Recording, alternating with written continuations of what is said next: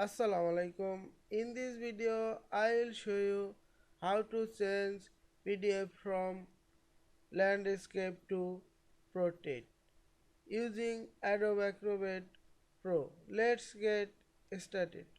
Open a PDF file and go to Tools menu, Organize page and select the page and click the rotate icon.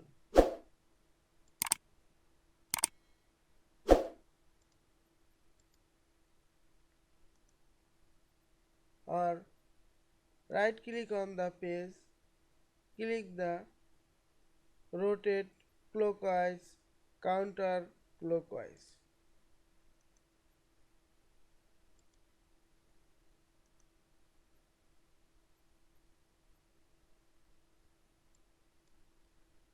Or close the edit option and go to page thumbnail, right click on the page, rotate page,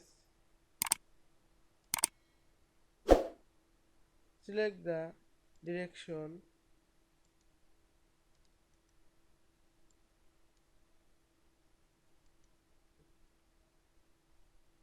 I hope you enjoyed this video.